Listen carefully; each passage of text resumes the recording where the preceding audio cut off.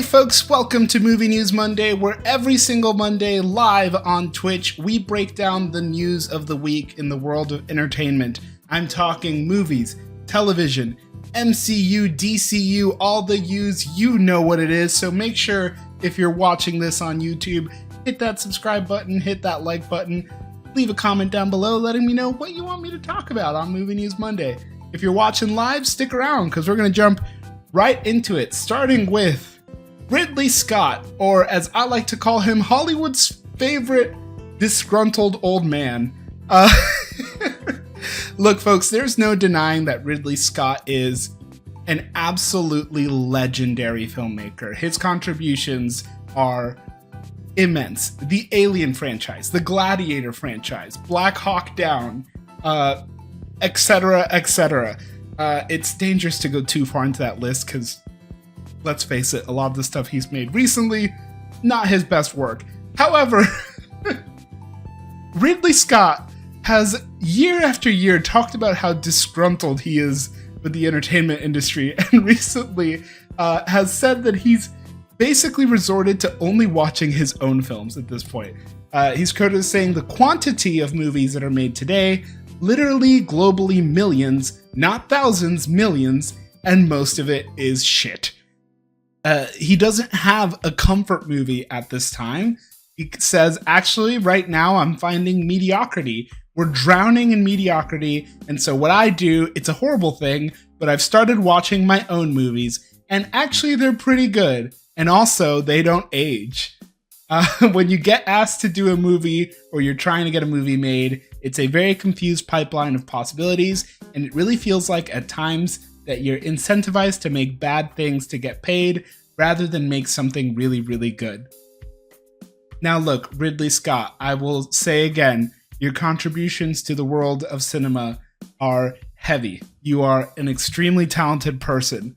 But also, Ridley, my guy, you are really letting this face that you have shine through the statements that you are making. Ridley Scott, there is a new, young, fresh face in Hollywood that is making some incredible, original, and artistic works of cinema. And because you're not watching it doesn't mean that they don't exist. And again, I will say it again. Ridley Scott contributed to some incredible, incredible films over the years. And even some of his recent work, I know I was kind of clowning on him recently. Things like Prometheus were interesting. Things like Alien Covenant were interesting. What am I going to say? Exodus was good. Gods and Kings or Gladiator Part 2, which I didn't even watch. Look, Ridley Scott, you're an old guy. I get it. You're a little bit disgruntled, but there's a filmmaker right now called Zach Cregger who is up and coming in the same space that you kind of got your big jump in. So maybe cut the current generation some slack and understand that it's not always the slop that's getting made. There's so much more. Sometimes the movies that aren't good aren't as easy to get up and running. Folks, Fast and the Furious is not going to get its finale, or at least not if Universal has anything to say about it. Some of you might remember a couple months ago, Dominic Toretto's own Vin Diesel was at a car show in Los Angeles and announced to people that under 3 conditions we will make this next film. We return to LA, get back into street racing culture, and bring back Paul Walker's character. He said this with Paul Walker's brother next to him, so folks assumed, oh, this is, the Fast and the Furious franchise announcing that the character of Brian is coming back for the next movie, and it's got the family's blessing and everything like that. However, a new report tells us that things might look a little bit different. The next sequel doesn't have an approved script or a release date. Most of the cast doesn't have deals, and Universal isn't even certain that they want to make the movie because the last installment couldn't make a profit. This would be a surprise to most folks. If we went back in time, 10 years ago and told them, hey, the Fast and the Furious movies aren't making money, they probably wouldn't believe you. I think that, if the phrase jump the shark means anything, they drove a car in space. The Fast and the Furious franchise really got way too far ahead of itself, and ultimately, I think just started expanding more and more until it became a parody of itself, and I think audiences caught on to that. Not to mention that the movie-going audience is so much harder to track these days. We've talked about it a couple times on Movie News Monday, but the $1 billion guarantee just doesn't seem to exist anymore. I mean, we're living in a year 2025 where a Superman movie barely made $500 million, and we had 3 Marvel movies come out and none of them crossed $1 billion. So it's not a surefire guarantee that your IP is going to be a success at the box office. And as it turns out, Fast X, which is still a travesty that they didn't call it Fast 10 Your Seatbelts, barely crossed the $700 million mark, which is that's no pennies, right? Like, that's still a lot of money. But the movie was made on a $340 million budget. And if we've talked about this once, we've talked about it a million times. Your best guess for estimating how much money a movie needs to make in order to break even is to multiply the money. That's distribution and marketing costs. Usually a studio will sink in about the same as the production budget. So with that being the case, we're looking at $680 million is what they're looking to break even. So 705 is not a surefire hit, right? Like, that's only a little bit of profit, all things considered. And when you start paying that out to all the different, top of the line actors and filmmakers, the studio's not seeing a lot of big checks coming in. So Universal has been telling the filmmakers that they won't be able to do another sequel unless they can do it for $200 million. Now, that's not impossible by any means. The original Fast and Furious movies were very small budget films, not nearly to the crazy sort of action espionage heist movies that they became towards the end. They were much more low-key, straight action stunt driving movies. And they could make their way back there, if they give up on some of this other craziness.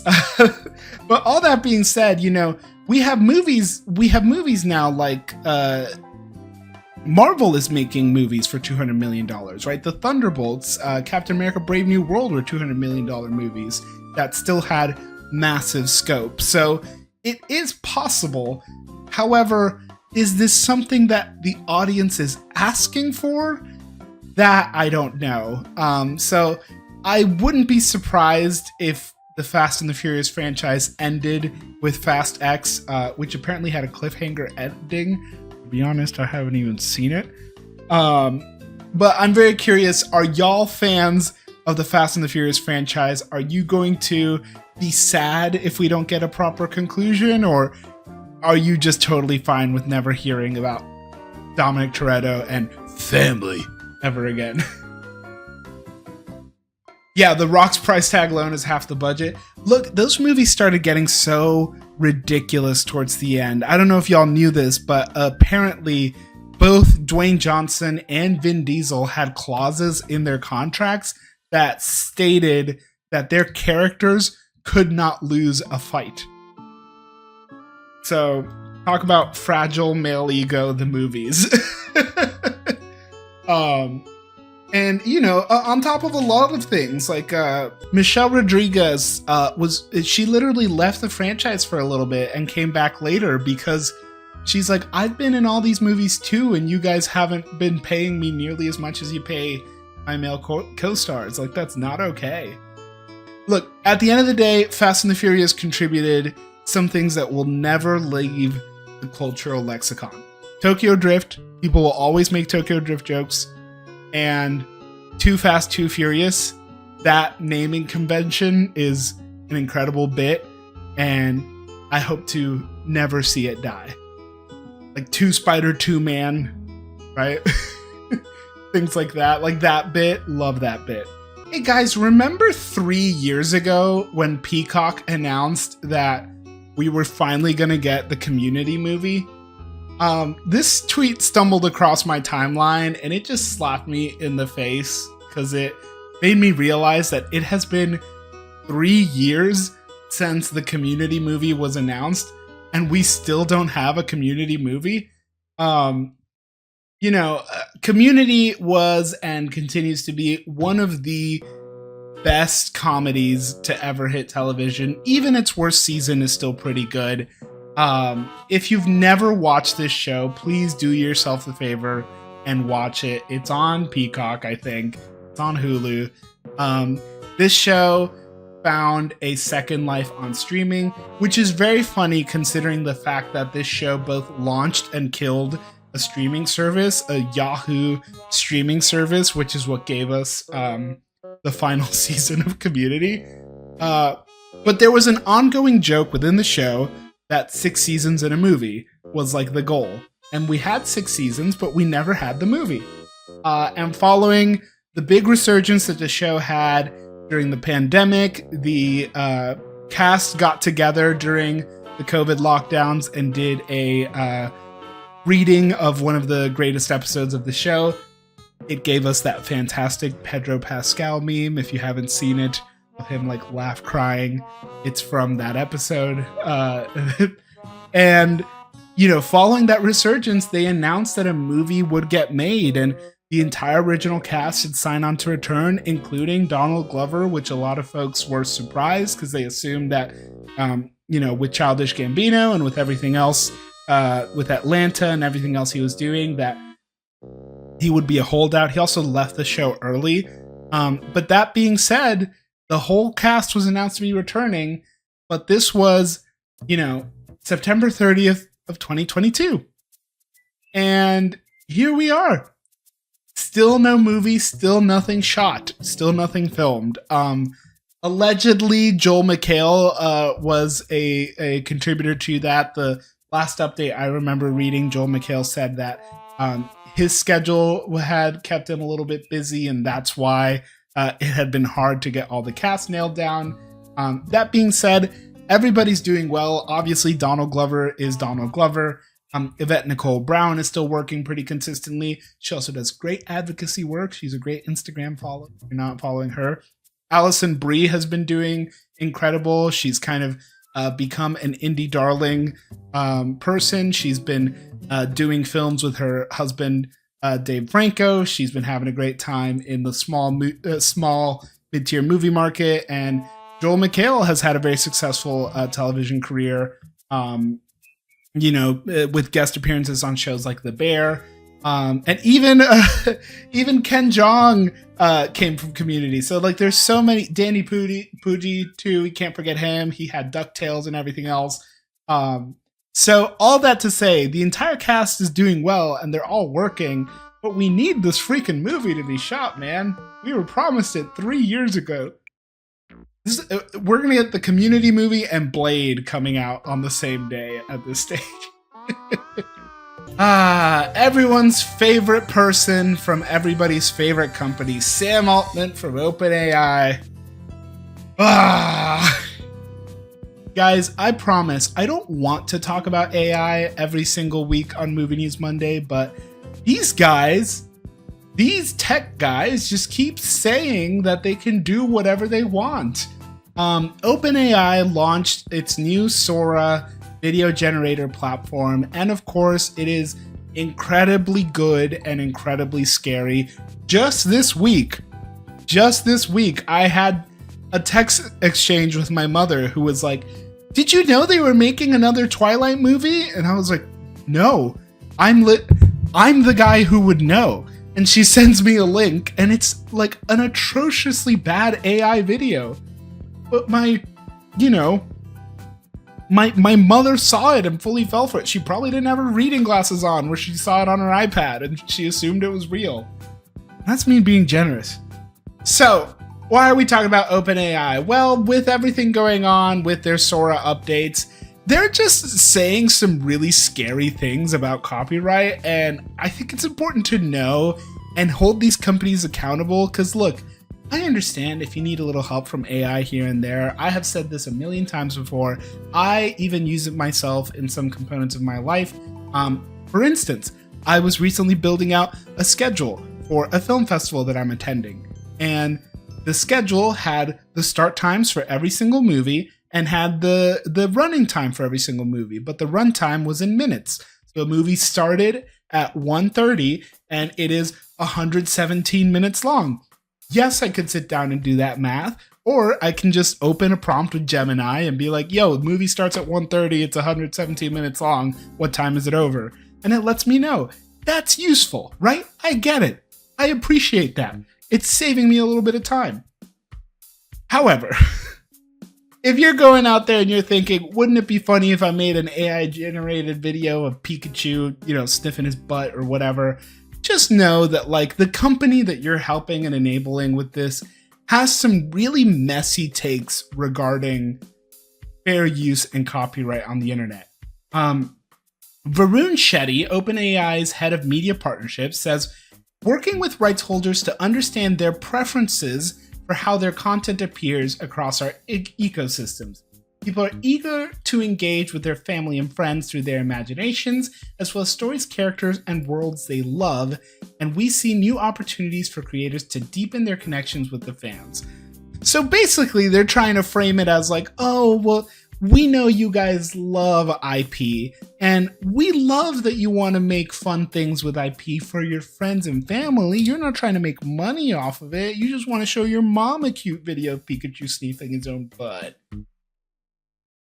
But of course, they are trying to put the weight onto these companies and saying that the opt-out process is the only way to keep all of these protected works out of their training models.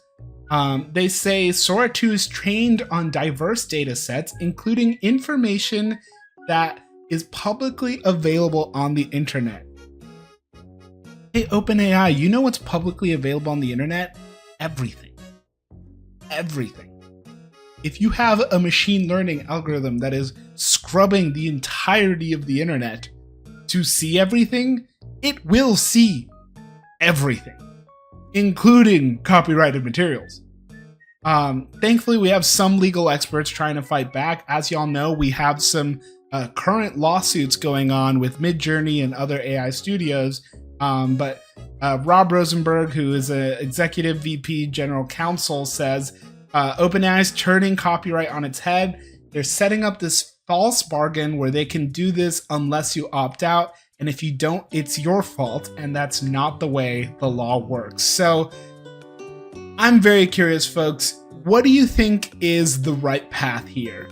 Clearly, these models have already been trained on copyrighted data. So what's the right step, right? Can we retroactively remove all this copyrighted data? If so, does that actually make a difference? Do they just opt out of works moving forward? Can they remove everything?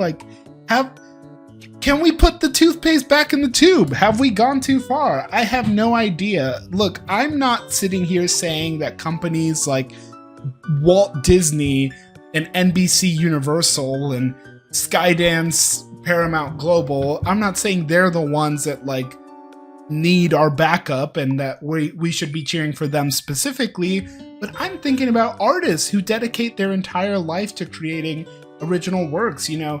It's bad enough to see someone who creates an original character for Marvel Comics or DC Comics, and sure, they're credited and I'm sure they get some sort of royalties, but even something like Marvel, who I love and have a lot of respect and admiration for, famously, they don't really pay out comic book creators when they make the movies. When they make movies based on their characters and on their story arcs, there's not a huge payout for those original creators. So even within those closed loop systems of these major companies, people at the very bottom who are the original, seeds that grew into these fabulous plants or trees that are your moneymakers, they're not the ones benefiting a lot of times. So when we're talking about these AI models, I'm thinking about the artists who spent all this time doing digital paintings or physical paintings and uploading them online.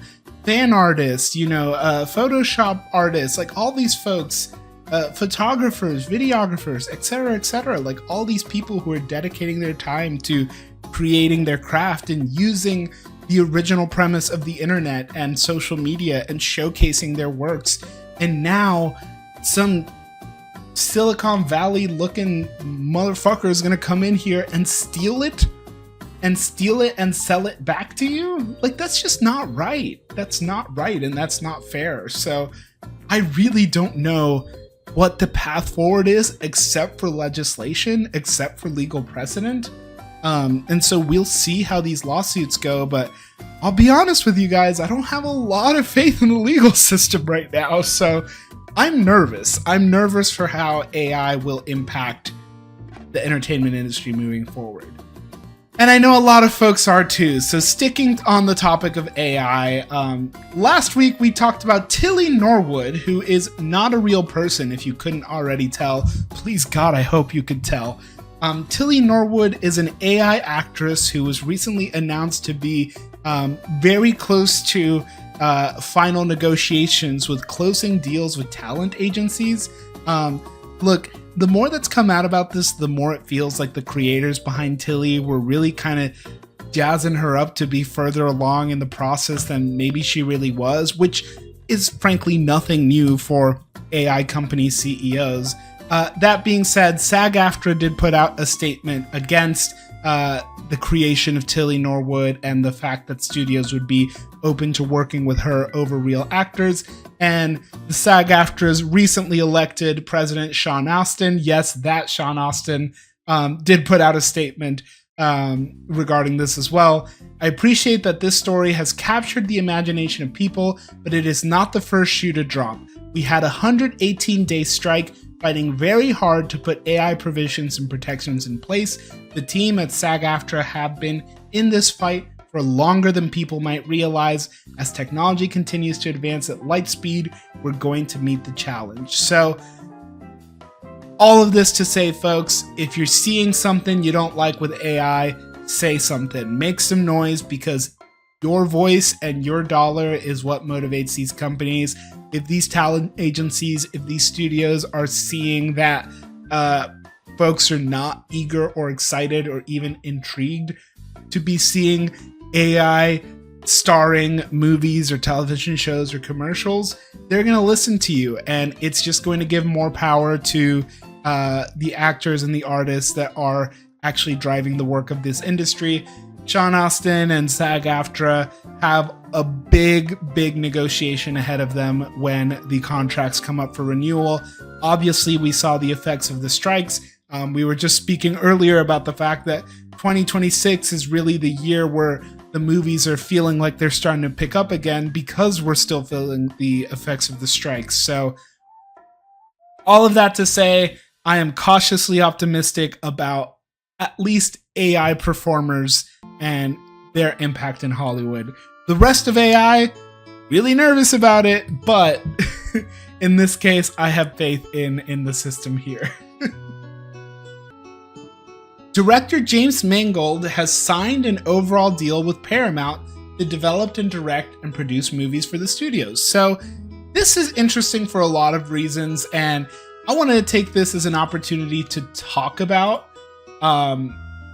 what an overall deal is. So for those of you who don't know, an overall deal like this essentially just means that the studio is going to partner with this filmmaker for producing their work. So the studio is saying, hey, whatever movie you got lined up, we got you. We want to work with you. We want to produce you. We want to produce your movie and distribute your movie. So you'll make it with the Paramount Pictures production company, and it will be distributed through Paramount. James Mangold is an extremely talented director. You might know him for his movie Logan. You maybe won't remember him from The Wolverine 2, But he did direct Logan. He did also direct A Complete Unknown, the Timothée Chalamet Bob Dylan biopic, which was huge at the Oscars. James Mangold is really talented and really highly sought after, which a lot of folks have some confusion as to what this means for some of the different movies that he has in development. Because famously, James Mangold should be working with both Warner Discovery and with Disney and Lucasfilm. It was announced that James Mangold was going to be working on a Swamp Thing movie following the Indiana Jones and Dial of Destiny, which he also directed. James Gunn announced that James would be writing and directing a Swamp Thing film as part of the DC Studios Gods and Monsters initial lineup that they were working on. And we did also get the announcement a few years ago that James Mangold was going to be working on a movie regarding the origin of the Jedi Order. He described his I can't talk. Mangold's movie was going to be about the origin of the Jedi Order, or the first Jedi Knight. It was going to be a biblical epic that was going to be 25,000 years before any of the movies. It was going to be the full origin of the Force. When I first started talking to Kathy about doing one of these pictures, what occurred to me was thinking about what kind of genre of movies within Star Wars I wanted to do. And I thought about a biblical epic like a Ten Commandments about the dawning of the Force. Where did it come from? When did we discover it? When did we learn how to use it? I'm very fascinated by that. I think that would be a really fun type of Star Wars movie to see. That being said, we now have an overall deal with Paramount going on. So we haven't heard about James Mangold's Star Wars movie since the initial announcement in 2023. We have not heard about James Mangold's Swamp Thing movie since it was announced a few years back in 2022. So is he still developing these movies? Unsure. James Gunn is pretty candid about the movies that are in development over at DC Studios, and I don't believe Swamp Thing has been brought up recently. And with all the reshuffling going on with Star Wars following the rise and fall of their streaming era, who's to say whether or not they're still exploring this movie? Having an overall deal with Paramount would not stop James Mangold from creating these movies, especially if he was already contractually signed on to write and direct. That being said, it does mean that James is probably still working on other things and still going to keep moving on. This would be different. Another type of deal that is very common in Hollywood that you'll see a lot. This is another kind of glossary education moment for you. You might see what's known as a first look deal. First look deals are basically, they're basically dibs. Studios will sometimes sign first look deals with filmmakers to say, hey, whenever you have a project ready to go, we get to look at it first. We get to read it and consider if we want to develop it. Whether or not we do, we might let you take it to another studio, but we get first dibs. So an overall deal, better, because it means that they will take it all the way through production. But first look also does give you some variability. That being said, I'll put the question off to you. I'm curious to know, would you rather see James Mangold do an original film, Swamp Thing, or Star Wars Origin of the Force? I think of those, selfishly, I would probably say the Star Wars, because a Ten Commandments, biblical style, biblical epic, Lawrence of Arabia style, massive Star Wars movie from the guy who did Logan, that sounds pretty sick. I'm not gonna lie. Jerry Bruckheimer confirms that Margot Robbie is still attached to the new Pirates of the Caribbean movie, and that Nicolas Cage might be returning to National Treasure 3. Look, the main thing I wanted to highlight here was regarding the Pirates of the Caribbean sequel. There have been essentially two different versions of the Pirates of the Caribbean sequel that have been floated around. And Bruckheimer did finally confirm that we had two scripts at one point, and then one kind of dropped out, and we kind of went with the other one. That is in reference to the fact that Margot Robbie and her production company was working on a Pirates of the Caribbean movie. A lot of people had assumed that this was in reference to the pirate Red, who was added to the Pirates of the Caribbean ride when it was refreshed in the modern era. However, following everything that happened with Johnny Depp and Amber Heard's trial, and how somehow Johnny Depp ended up in a little bit more of a positive light following all that came out, they were floating the idea of doing another Pirates of the Caribbean sequel solely focused on Captain Jack Sparrow, which is crazy to me. With, how many did they do? 2 or 3 additional sequels that was mostly just Jack Sparrow. All that being said, Bruckheimer did confirm that Margot Robbie is still involved, and that the Pirates franchise veteran Ted Elliott is still working on the script. He's worked on it. We've got someone else in to fill in the blanks. So will we see Margot Robbie in Pirates of the Caribbean 6? Maybe. Leaning towards it's probably still going to happen. Whether or not we see Johnny Depp as Captain Jack Sparrow is the real question.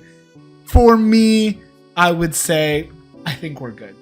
I think we got 5 movies worth of Jack Sparrow. I think we're good. We can leave that. We can leave that way. Besides, Margot Robbie, come on. That's Barbie, right? She's huge. Margot Robbie, she can lead a franchise like this. She led the Suicide Squad. She led Barbie.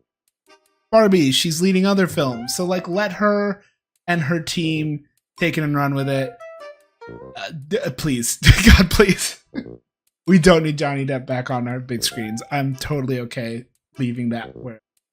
Well, folks, a couple weeks ago, we talked about the rise and fall of the Jimmy Kimmel situation, which still feels like a frickin' fever dream. Please go check out that video on the YouTube channel, breaking down the full story from start to finish. As we all know, it ended with Jimmy Kimmel returning to his best ratings ever, and getting back to business as usual, which was great. But this whole situation did spark a fair amount of outrage and fair amount of inspiration for folks to really champion free speech, including Jane Fonda, who relaunched the Committee for the First Amendment with the support of 550 other artists in the entertainment industry.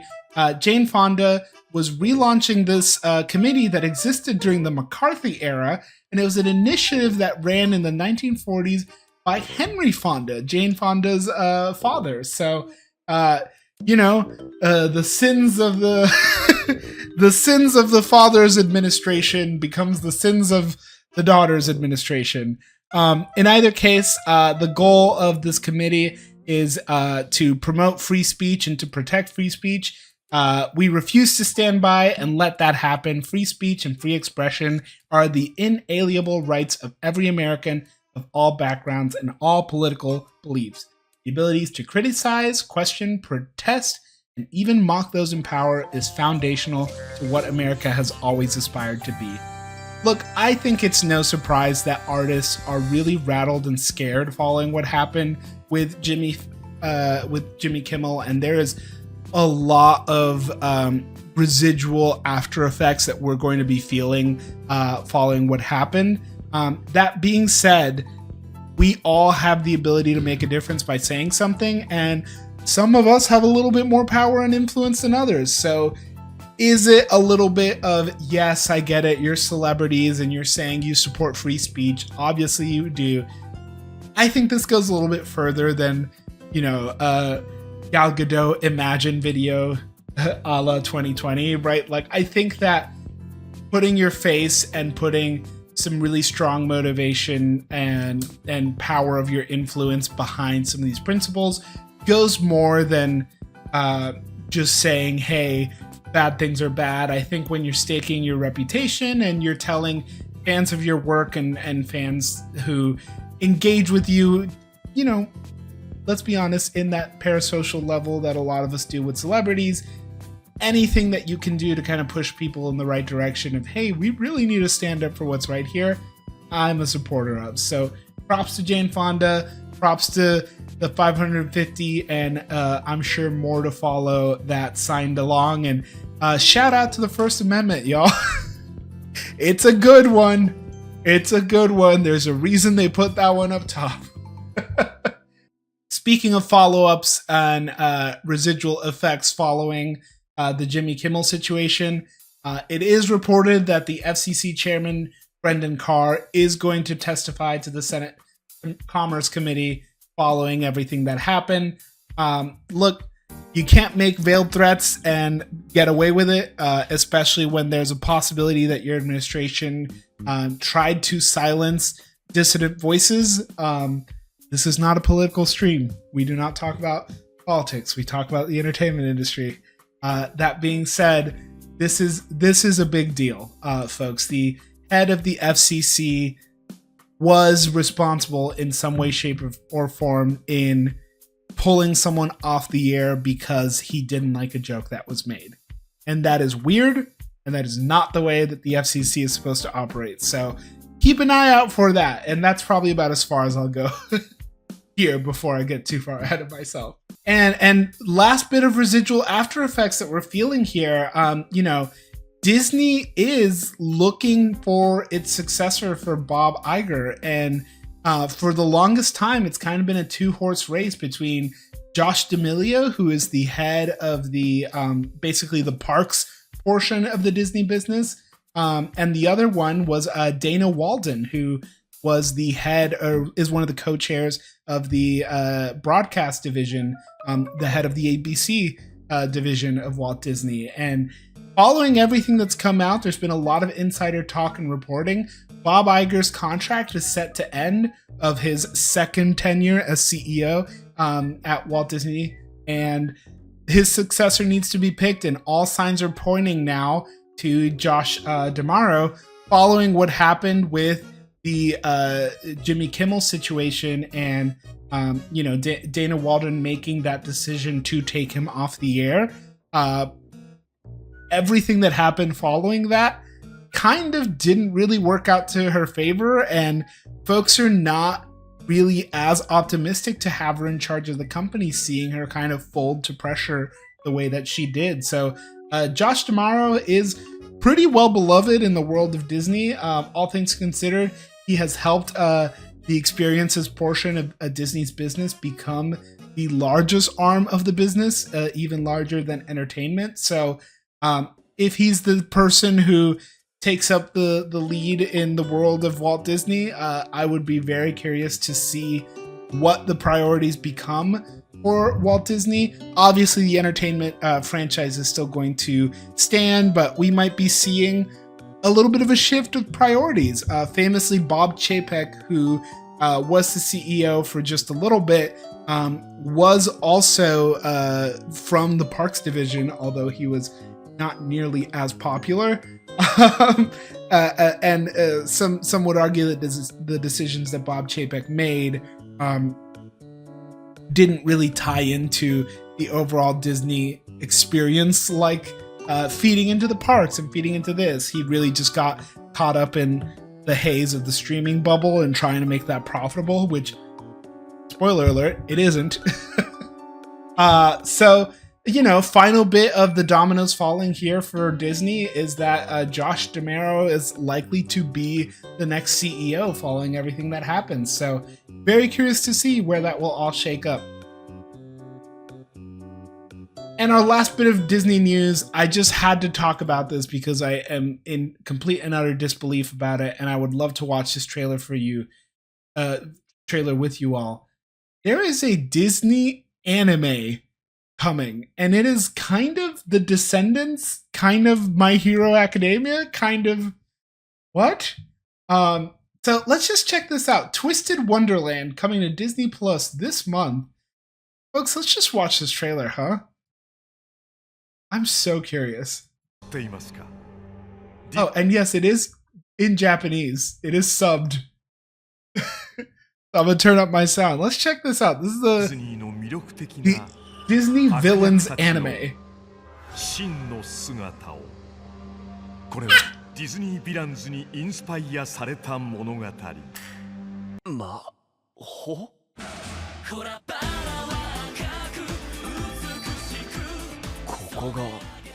Oh my god, it's like Harry Potter and the houses are the different villains.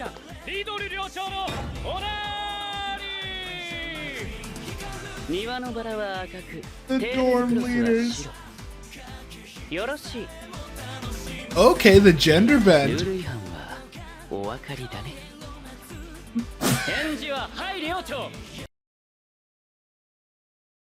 I can't, bro. Cutting from this like ultra detailed, like glamorous, beautiful person to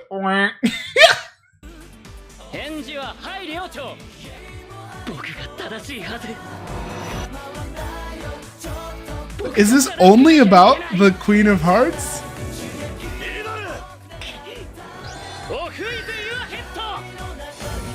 Disney Twisted Wonderland The Animation.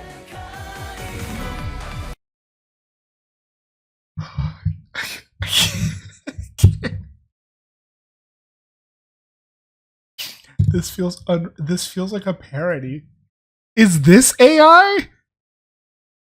it's the real Disney Plus account. Feels like we're dreaming, bro. I'll say. What is this? So are they gonna do the rest of the villains? I don't know. Oh jeez. Oh jeez. We'll be watching. Alright folks, let's bounce over to the DCU. If you didn't see it last week, we talked about what the heck happened with Fortnite and Peacemaker, and I have that full video breaking down the situation. We did receive an update this week from Fortnite saying that working with their partners at Warner Brothers Games to confirm that there were no creative intentions to connect the Peaceful Hips emote and the current Peacemaker storyline. To avoid any confusion, we're modifying the emote choreography next week, and you can return it if you want to. Now, if you watched my breakdown last week, I don't know that I fully buy that there was no creative intention with that choreography. However, I am happy to give them the benefit of the doubt.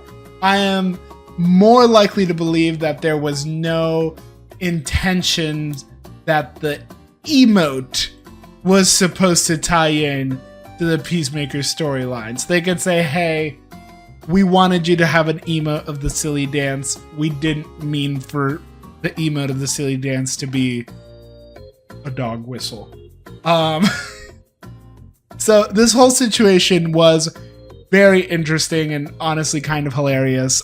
If you haven't seen the video, please check it out so you can understand why and how it all went down. Spoiler alerts, however, for Peacemaker Season 2, which if you're not watching, check it out. It is surprisingly topical. And our last bit of DC news here is a little bit of shout out to some of the artists that DC Studios is enabling. Variety released their Screenwriters to Watch for 2025, and on that list was a very busy DC Studios writer, a very busy writer indeed, Anna Nuggeria, who is the writer for Supergirl, which will be coming out next summer. Anna talks about her experience kind of joining DC Studios. Everybody read Supergirl as a genre script, so I started getting called in to pitch on world building, fantasy, and futuristic sci-fi. One of her meetings with the heads of DC Studios, where they gave her Tom King's Supergirl Woman of Tomorrow, and as she read it, she said that's what made it make sense. She watched Krypton completely be destroyed. I was always like, I can't get my head around the version of the character that is so sunny. Rougher and grittier and edgier and funnier. Approach by contrast leaned into Kara's past. When I read it, I was like, there she is. Look, this is more than likely a little bit of a dig at the Supergirl rendition that we got in, the CBS/CW rendition of Supergirl, portrayed by Melissa Benoist, whom I have a lot of love and respect for and admiration for. I did enjoy Supergirl for a good while. I didn't watch, I think the last 2 seasons, but I did enjoy her rendition of Kara. However, it was way too sunny and happy, and basically a gender-bent Superman, and that's not what makes Kara Zor-El an interesting person, and that's not what makes Supergirl interesting. But Anna is, as I mentioned, very busy over at DC. She's also working on the script for Wonder Woman and on a script for Teen Titans. She does have some non-DC Studios work going on as well, but shout out to her and good for her for getting her getting her foot through the door at the studio. Getting her leg through the door at the studio, let's be honest. So not only did she wow them with Supergirl, but she's working on 2 other major scripts for them. So DC Studios has been consistent, and James Gunn has been consistent in saying that they will lead their production script first. They will not greenlight anything until there is a script that they are happy with. And it seems as though they have a writer on staff who consistently turns in things that they're happy with. So good for them. Now, jumping over to the Marvel side of things, the Russo brothers shared an image from Avengers Doomsday set and said, "Look hard." And folks, everybody has their theories, but I don't think anyone actually has any idea what it is that we're looking at here. They did the same thing with Avengers Endgame. Famously, they put out a photo that kind of spelled Endgame if you looked at it at certain angles. I was trying to see if someone had it here in the replies. However, this image, I've seen some people speculate that they're saying Avengers versus X-Men, and there's X's here, which, like, yeah, that's kind of what's being implied with Doomsday. I think this very much reads like an A. If I squint, I can see A, I, and then maybe an M or a D. I don't really know what it means. One of the Russo brothers is here sitting. Are they just spelling? Are they just being cheesy? Are they just saying like, oh, Anthony's sitting there and he looks hard, man. He looks so cool. I have no idea. Will we ever find out what this image means? Maybe. But all I really notice here is that this kind of looks like the Avengers A's here in the background, but I don't know for sure. And they're on a soundstage. Go check out Eric Voss over at New Rockstars. I'm sure he's going to have a new video every single day this week, trying to speculate what it is that this is saying. A little bit of overlap between DC and Marvel here. Matson Tomlin, the screenwriter of The Batman Part 2, says that he has been trying to connect with Sam Raimi about writing Spider-Man 4. He has said that he is trying, and honestly, right now, my main interest in this respect would be to write a Spider-Man 4 where Toby Spider-Man is juggling being a husband and a father. Spider-Man as a father is where I gravitate towards given the last 8 films. Now, Matson Tomlin, I will tell you, if you haven't read Renew Your Vows, let me tell you that this is one of my favorite Spider-Man story arcs, which covers exactly that point. Spider-Man Renew Your Vows, this is my little soapbox to stand on it. It's a Dan Slott story. It happened around Secret Wars, so hey, the timing works out. Which basically was set in an alternate universe where, everything worked out with Peter and MJ, and they go on to become a little crime-fighting family. They have a daughter who has Spider-Man powers, and they figure out a way to kind of siphon off some of Peter's powers to MJ and let her be a hero as well. It's a very cute, wholesome story and a very different type of Spider-Man story that we haven't seen on screen before. Obviously, the closest we've gotten is in Across the Spider-Verse with Peter B. Parker being a father and having little Mayday Parker on his baby Bjorn on him at all times. Sam Raimi has talked in the past about possibly doing a Spider-Man 4, but frankly, I don't know that Sony really is in the market right now to muddy up and confuse their own franchise, given how much they did with the Venom movies and Madam Web and Kraven the Hunter to make things very complicated on their end.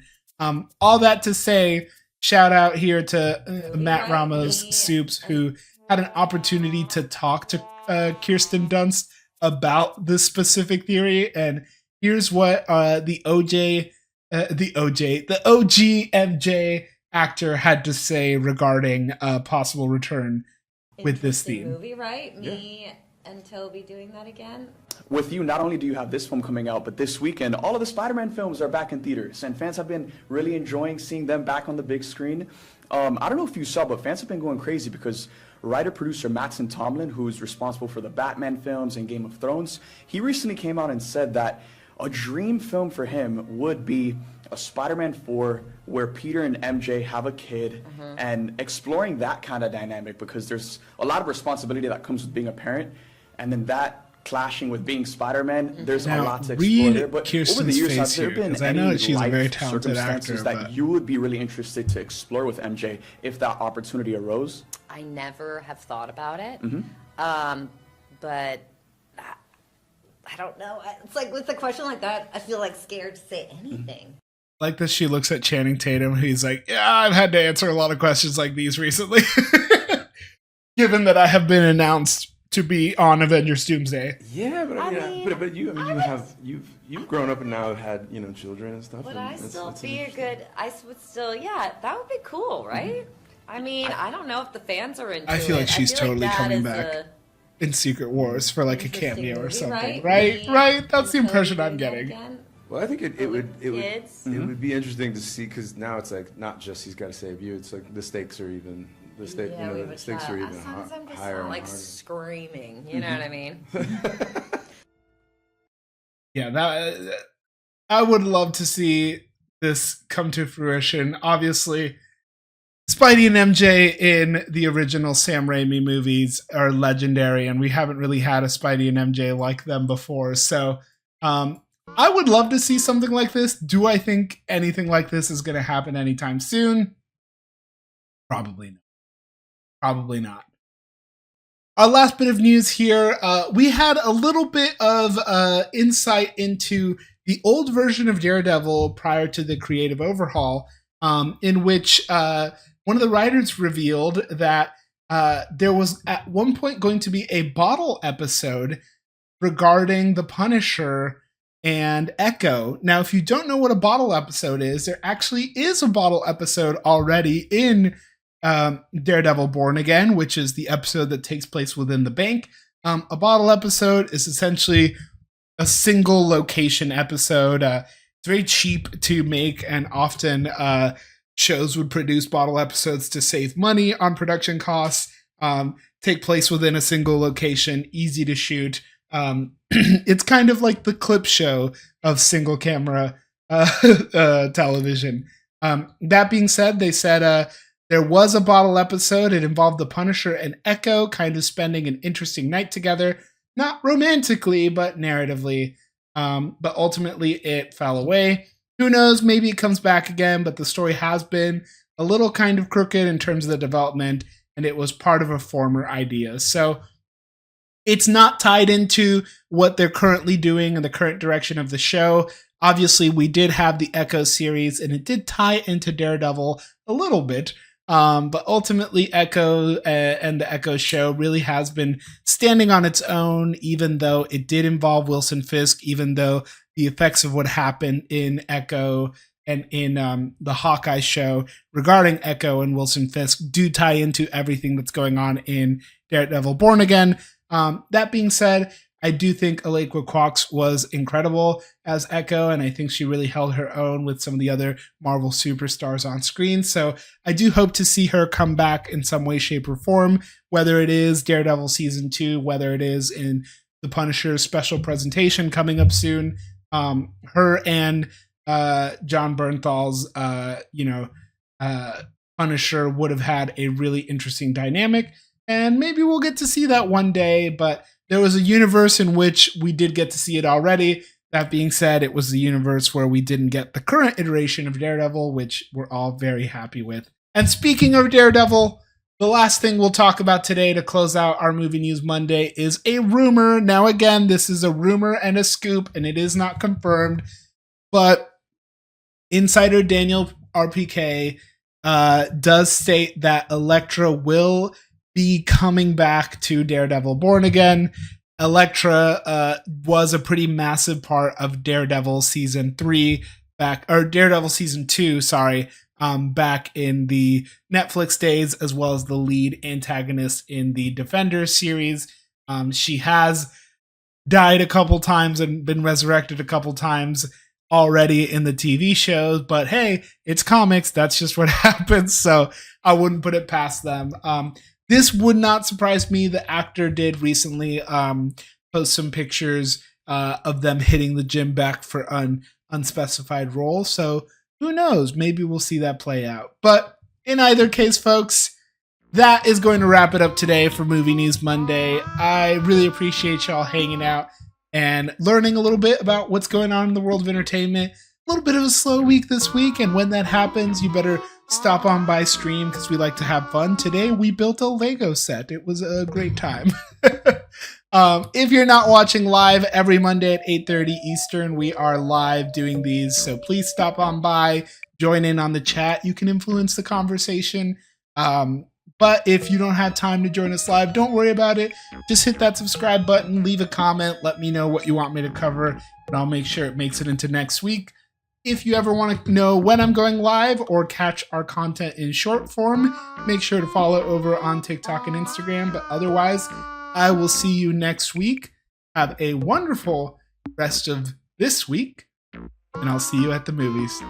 Take it easy, y'all. Bye.